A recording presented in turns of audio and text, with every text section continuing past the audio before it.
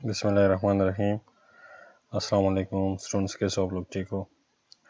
अच्छा स्टूडेंट्स, हम क्लास में वीक नंबर 1 और वीक नंबर 2 में फ़ंक्शन को डिस्कस कर रहे थे और हमने काफ़ी थियोरेटिकली फ़ंक्शन को हम डिस्कस कर चुके हैं। फिर उसके बाद हमने टाइप ऑफ फ़ंक्शन को डिस्कस किया और उसमें हमारे पास दो टाइप के फ़ंक्शंस थे, built in functions end user defined function. उसके बाद जो बिल्ट इन फंक्शन थे वो वाले फंक्शन थे जो हमारे पास बिल्ट इन मतलब पहले से ही प्री डिफाइंड होते हैं और लाइब्रेरी में पहले से ही वो इंस्टॉल करके आए हुए होते हैं। उसमें हमारे पास क्लियर स्क्रीन, गेट ch वाले फंक्शन थे। यूज़र डिफाइंड फंक्शन वो वाले फंक्शन होते हैं जो यूज़र उसको खुद से डिफाइन करता है किसी प्रोग्राम को सॉल्व करने के लिए, और किसी भी फंक्शंस को करने के लिए उसके तीन ये मेन स्टेप्स थे मॉड्यूल के। हम सबसे पहले फंक्शन डिक्लेरेशन करते हैं, फिर फंक्शन डिफिनीशन और उसके बाद फिर फंक्शन कॉलिंग। तो ये भी हम डिस्कस कर चुके हैं। उसके बाद कुछ एग्जांपल्स थी और एग्जांपल्स भी हमने की हुई है। ये वाली एग्जांपल्स, इसमें हम एक फंक्शन को रन कर रहे हैं। हमारे पास फंक्शन है और इस फंक्शन में हम just it is my first function program, इसको हम डिस्कस कर रहे हैं। ठीक है, तो ये हम क्लास में कर चुके हैं। आज का जो हमारा टॉपिक है वो है पासिंग आर्गुमेंट टू फंक्शन। ऐसा कहते हैं, if a function needs data to perform a specific task, this data is provided through the arguments of the function. हम क्या करते हैं कि बाज़ औक़ात हम कोई फंक्शन बनाते हैं और उस फंक्शन को रन करने के लिए हमें कुछ डेटा की ज़रूरत होती है। तो जब वो डेटा हम फंक्शन को पास करते हैं उसको हम आर्गुमेंट कहते हैं, और जो डेटा हम पास करते हैं उसको हम आर्गुमेंट कहते हैं, और उसको हम कहते हैं passing argument to the function. अच्छा, अब ये जो एक एग्जांपल आपको नज़र आ रहा है, इसको ज़रा और से देखें तो है, write a program to pass two integers value as arguments to the user defined function to calculate their sums and print it on the screen. ये हमारे पास एक सिंपल प्रोग्राम है यहाँ से लेकर यहाँ तक। ठीक है, पहले इस फंक्शन को थोड़ा सा डिस्कस करते हैं। ये हमारे पास हेडर फाइल्स है। ये जो है आपका स्टेप नंबर 1 है फंक्शन प्रोटोटाइप। ठीक हो गया। अच्छा, उसके बाद ये हमारा मेन है और उसके नीचे है हमने जो हमारा जो फंक्शन है हमने उसको डिफाइन किया हुआ है। ठीक है, तो इसको हम लाइन बाय लाइन एग्जीक्यूट करते हैं। जब मेन में आएंगे क्लियर स्क्रीन, उसके बाद सम 10 और 15। अब ये सम जो है ये हम फंक्शन कॉल कर रहे हैं। ठीक है, अब सम जो है ये वाला फंक्शन यहाँ पे डिफाइन हुआ है नीचे। ठीक है, अच्छा, इसमें हमारे पास इंट x और इंट y है, मतलब हमारे पास दो इंटीजर वेरिएबल्स हैं। इनके पास वैल्यू अभी फ़िलहाल नहीं है, और हमारे पास एक इंट s है और इस s के अंदर हम x प्लस y को ऐड करके उसका रिजल्ट हम s में स्टोर कर रहे हैं, और फिर हम सी आउट कर रहे हैं सम को और हम s से डेटा ले रहे हैं। ठीक है, तो हम क्या करें, हम जब यहाँ से इस x और y को जो वैल्यू पास करेंगे इसको हम कहते हैं passing argument to the function. देखें, हमने यहाँ से 10 को पास किया, 10 हमारे पास x में आया। फिर हमने यहाँ से 15 को पास किया, वो 15 हमारे पास y में आया। ठीक है, अब x में हमारे पास 10 है, y में हमारे पास 15 है। फंक्शन एग्जीक्यूट होगा। हमने एक वेरिएबल को इनिशियलाइज किया और उस वेरिएबल में x प्लस वाई, तो x प्लस वाई में जो वैल्यू होगी वो ऐड हो जाएगी और हम यहाँ पे रिजल्ट प्रिंट आउट कर रहे हैं। ठीक है, तो जैसे ही हम इस फंक्शन को कॉल करेंगे उसके बाद ये वाला जो स्टेटमेंट है ये वाला सारा ये एग्जीक्यूट हो जाएगा, और जब ये एग्जीक्यूट हो जाएगा तो उसके बाद फिर हम इस वाले स्टेटमेंट को क्या करेंगे, एग्जीक्यूट करेंगे। तो जब भी हम मेन से कोई वैल्यू पास करते हैं फंक्शन को तो उसको हम कहते हैं passing argument to the function. तो ये हमारे पास आर्गुमेंट्स है जो हम इस फंक्शन को पास कर रहे हैं। ठीक हो गया। अच्छा, अब अगर आप यहाँ पे फोकस करें तो हम यहाँ पे वैल्यू पास कर रहे हैं। नेक्स्ट प्रोग्राम में हम क्या करें, हम यहाँ से वेरिएबल को पास करेंगे।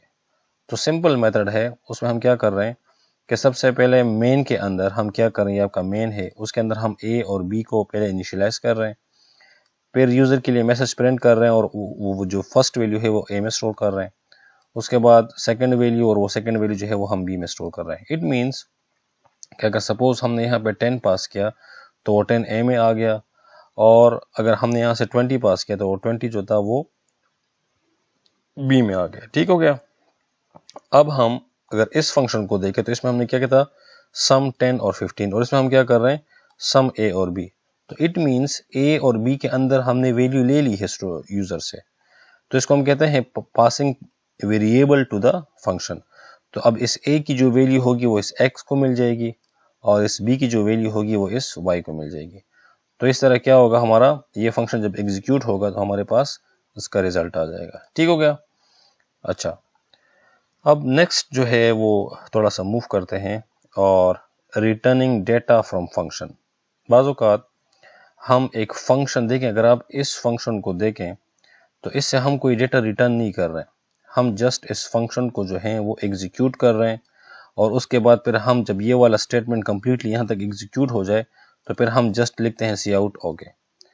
अब हम क्या करेंगे कि हम किसी फंक्शन से, सपोज ये एक फंक्शन है, इससे हम जब उसको एग्जीक्यूट करेंगे तो इससे एक वैल्यू लेंगे और वो हम रिटर्न करेंगे कहाँ पे, इस मेन में यहाँ पे। ठीक हो गया। तो इसको कहते हैं returning data from the function. अच्छा, रिटर्न जो होता है, अगर आपने कोई वैल्यू रिटर्न करनी है तो इसके लिए हम रिटर्न एक्सप्रेशन यूज करते हैं, मतलब रिटर्न का जो रिटर्न यूज करते हैं, उसके बाद जो एक्सप्रेशन है वो यूज करते हैं। तो इस रिटर्न के आगे जो भी एक्सप्रेशन होगा वो आपको आगे मेन में रिटर्न हो जाएगा। ठीक है। अच्छा, अब इसको करने के लिए हम सिंपली यहाँ पे एक एग्जांपल पे आते हैं और आपको एग्जांपल सिखाते हैं कि उस एग्जांपल में क्या है। ठीक है। ये एक प्रोग्राम है, इस प्रोग्राम को ज़रा पहले देख लें कि इसमें हम क्या कर रहे हैं। कहते हैं कि write a program to convert the kilograms into grams. हम क्या करेंगे, हम किलोग्राम्स को ग्राम्स में कन्वर्ट करेंगे using functions. Return the results into the calling function. हम इस फंक्शन से वैल्यू रिटर्न करेंगे इस कॉलिंग फंक्शन में, and print on a screen, उसको प्रिंट पे हम उसको डिस्प्ले करेंगे। अच्छा, तो मकसद ये है कि अगर हम फंक्शन को 1 किलोग्राम दें तो 1 किलोग्राम में हमारे पास 1000 ग्राम्स होते हैं, तो उसको चाहिए कि वो हमें 1000 ग्राम्स प्रिंट करके दे। अगर हम 2 दे तो उसको चाहिए कि हमें 2000 दे। ठीक हो गया। तो क्योंकि हमने किलोग्राम्स को ग्राम में कन्वर्ट करना है, किलोग्राम जो है वो बड़ा है ग्राम से। ठीक है। तो अगर 2 है तो इट मीन्स उस 1 किलोग्राम के अंदर 1000 ग्राम्स होते हैं। तो उसके लिए हमने क्या किया है, उसके लिए पहले हमने एक फंक्शन बनाया है। ठीक है। और उस फंक्शन का नाम जो है हमने रखा है ग्राम्स, और इस फंक्शन के अंदर हमने एक वेरिएबल लिया है वैल। ठीक है। एक वेरिएबल है, यहाँ पे आप x भी ले सकते हैं, y भी ले सकते हैं, कुछ भी ले सकते हैं। ठीक है। अच्छा, अब ये फंक्शन जो होगा ये क्या काम करेगा, इस फंक्शन का काम ये है कि ये हमें रिटर्न करेगा वैल, मतलब जो वैल्यू होगी या जो x होगा या जो भी आप उसको 2 देंगे या 3 देंगे, वो क्या करेगा, उसको मल्टीप्लाई करेगा 1000 के साथ और आपको उसका रिजल्ट यहाँ पे शो करेगा। ठीक है। तो ये हमारे पास क्या है, यहाँ हमारे पास रिटर्न स्टेटमेंट हो गया। एक बार फिर आपको समझा दूं, ये जो फंक्शन है ये क्या कर रहा है, ये हमें रिटर्न करेगा। रिटर्न मीन्स कि ये हमें आगे यहाँ पे रिटर्न करेगा क्या, जो वैल्यू होगी, जो वैल्यू यूजर देगा उसको मल्टीप्लाई करेगा 1000 के साथ।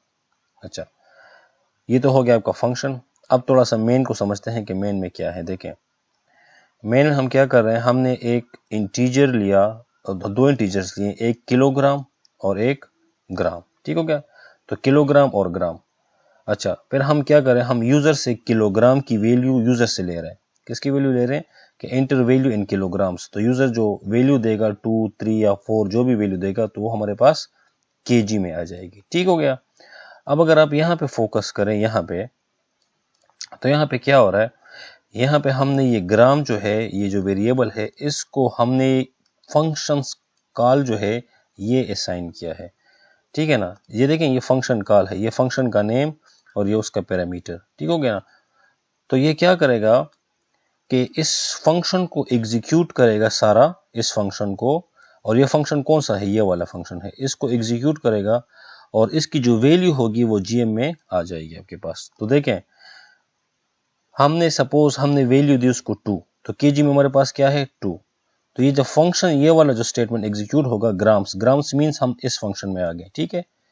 ठीक हो गया। ये हमारे इस फंक्शन में आ गए।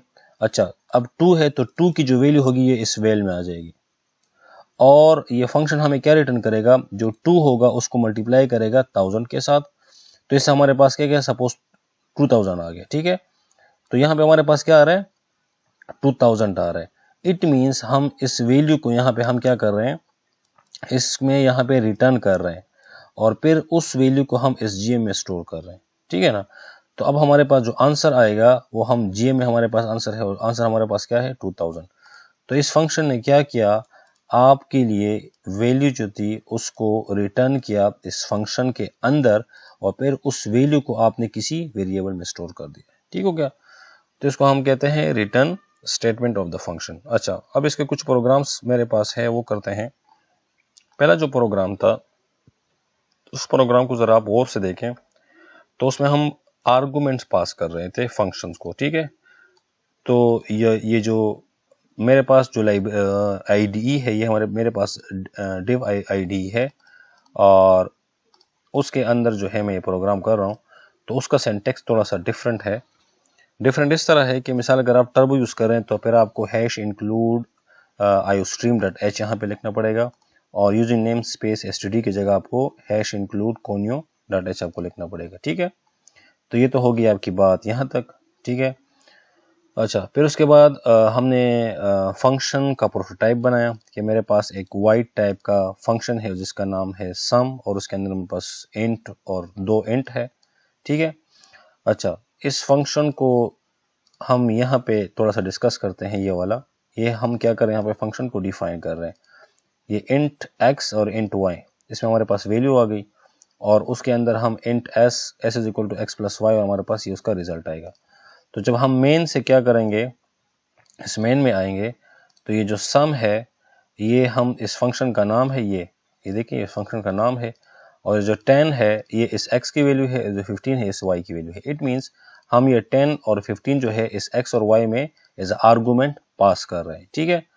अच्छा, अब जब ये फंक्शन कॉल होगा ये वाला, तो क्या होगा कि x प्लस वाई मतलब 10 और 15 ऐड होके इस s में आ जाएंगे, और फिर हम उसको जस्ट सी आउट कर रहे हैं, ठीक है। तो ये हमारा फंक्शन था। मैं इसको रन करता हूँ तो आपको स्क्रीन पे देखें 25 नजर आ रहा है। उसके बाद हम ओके प्रिंट कर रहे हैं। अच्छा, कुछ स्टूडेंट्स कहते हैं कि सर फंक्शन के बाद हम कोई स्टेटमेंट यूज नहीं कर सकते। फंक्शन के बाद आप अपना पूरा प्रोग्राम जो है, जो कुछ भी है, आप उसके बाद एग्जीक्यूट कर सकते हैं, या उसको आप उसमें ऐड कर सकते हैं। ये नहीं है कि बस ये फंक्शन के बाद फिर तो कुछ भी एग्जीक्यूट नहीं होगा, नहीं, ऐसी कोई बात नहीं है, ठीक है। अच्छा, दूसरा जो फंक्शन है, तो देखें ये जो फंक्शन था ये आपको नजर आ रहा है, ये वाला, इसको मैंने एज इट इज ही आपके नोट से कॉपी करके यहाँ पे पेस्ट किया है, और उसमें जो यूजिंग #include conio की जगह मैंने यूजिंग ये वाला डाल दिया, यूजिंग नेम स्पेस std, और #include iostream.h की जगह मैं #include iostream सिर्फ ऐड करूंगा, क्योंकि उसको हम चला नहीं सकते। अच्छा, डिव में जो है वाइट काम नहीं करता, ये आपको एरर देता है, तो यहाँ पे आपको एंट लिखना पड़ेगा, ठीक हो गया। और उसके बाद ये क्लियर स्क्रीन जो है ये भी यहाँ पे काम नहीं करता, और गेट सी जो है ये भी यहाँ पे काम नहीं करता, ठीक है। बाकी आपका प्रोग्राम एग्जैक्टली सही है। हम क्या कर, हमने इंट ए और बी, यूजर से हमने वैल्यू ली उसको ए में स्टोर कर दी, फिर दूसरी वैल्यू ली उसको बी में स्टोर कर दिया, और उसके बाद फिर हम फंक्शन को कॉल कर रहे हैं ए बी, तो ए बी में जो वैल्यू है वो एक्स और वाई में आ जाएगी, और इसी तरह हम इस फंक्शन को एग्जीक्यूट करके कर लेंगे, ठीक है। तो इसको भी हम इसको रन करते हैं, ठीक है, और एरर आ गया। एरर ये है कि यहाँ पे अगर आप यहाँ पे फोकस करें तो ये आई जो है ये यहाँ पे मुझसे आया है, और ये यूजिंग का स्पेलिंग गलत है, ठीक है। अच्छा, इसको दोबारा रिबिल्ड करते हैं। अच्छा, एरर नहीं है, इसको एग्जीक्यूट करते हैं। हम फर्स्ट वैल्यू देते हैं 25, और उसके बाद हम सेकंड वैल्यू भी 35 देते हैं, और हमारा जो रिजल्ट है वो 60, उसके बाद ओके, ठीक है। तो ये आपका सेकंड प्रोग्राम हो गया। और आते हैं रिटर्न वाले प्रोग्राम की तरफ। तो #include देखें, यहाँ पे आपको ये डाटा हटाना पड़ेगा डिव में, ठीक है। अगर आप के पास टर्बो है तो फिर ये एज इट इज आप इसको कॉपी कर लें, ये चलेगा, ठीक है। और ये जो है इस स्टेटमेंट की जगह हम यूजिंग नेम स्पेस std को लिखेंगे, ठीक हो गया। और ये वाइट जो है वाइट ये वाला, इसकी जगह हम इंट लिखेंगे। क्लियर स्क्रीन को हम यहाँ से हटाएंगे क्योंकि ये इस लाइब्रेरी में आपके पास नहीं चल रहा, और गेट ch को भी हम यहाँ से रिमूव करते हैं। अच्छा, तो देखिए हम क्या कर रहे हैं, हम कन्वर्ट कर रहे हैं किलोग्राम को ग्राम में, और 1 ग्राम में 1000 ग्राम्स होते हैं। इट मीन्स अगर आपके पास 1 किलोग्राम है तो आपके पास 1000 ग्राम्स है, 2 है तो 2000, 3 है तो 3000। ठीक है, इसी तरह हम यूजर से वैल्यू ले रहे हैं, ठीक है, कि किलोग्राम आप मुझे प्रोवाइड करें, उसने आपको किलोग्राम दिया, और फिर जो ग्राम है उस ग्राम के अंदर हम इस फंक्शन को डाल रहे हैं। और ये फंक्शन क्या कर रहा है कि ये जो ग्राम है, इसके मिसाल के तौर पर आपने किलोग्राम की वैल्यू 2 दी है, तो यहाँ से 2 पास करेगा इसमें, और उस 2 को मल्टीप्लाई करेगा 1000 के साथ, और फिर इस वैल्यू को रिटर्न करेगा यहाँ पे, और ये वैल्यू जो होगी फिर आपके पास यहाँ पे स्टोर हो जाएगी। तो इट मीन्स हम फंक्शन को वैल्यू जो है उसको रिटर्न कर रहे हैं दोबारा मेन में। ठीक, तो एट द एंड हमारे पास हम उसको प्रिंट आउट कर लेंगे और हमारे पास उसका रिजल्ट आ जाएगा। तो इसको भी रिबिल्ड करते हैं, कोई एरर नहीं है। सपोज हम यहाँ पे 5 किलोग्राम देते हैं तो रिजल्ट 5000 आना चाहिए, और exactly answer in gram is equal to 5000। समझ आ गई? तो ये एक छोटा सा लेक्चर था, और इस लेक्चर में हमने फंक्शन को समझा, इसके प्रोग्राम्स को डिस्कस किया, और रिटर्न फंक्शन को हमने समझा। उसके बाद हमने passing variable to the function और passing argument to the function, ये हमने डिस्कस किया। ठीक है, नेक्स्ट जो लेक्चर है उसमें हम फंक्शन ओवरलोडिंग को डिस्कस करेंगे, और फंक्शन ओवरलोडिंग के बाद हमारे पास जो रिकर्शन फंक्शन है हम उसको डिस्कस करेंगे। ठीक है, तो आज के लिए इतना ही। इंशाल्लाह नेक्स्ट क्लास जो है फिर मैं उसकी वीडियो अपलोड कर दूंगा LMS पे, तो काइंडली आप उस पर फोकस करें, और उसके साथ साथ आप मस्ट इस पे प्रैक्टिस करें, क्योंकि जब आप तक प्रैक्टिस नहीं करेंगे आप कभी भी प्रोग्रामिंग नहीं सीख सकते। ठीक है, तो आज के लिए इतना ही। अल्लाह हाफिज़।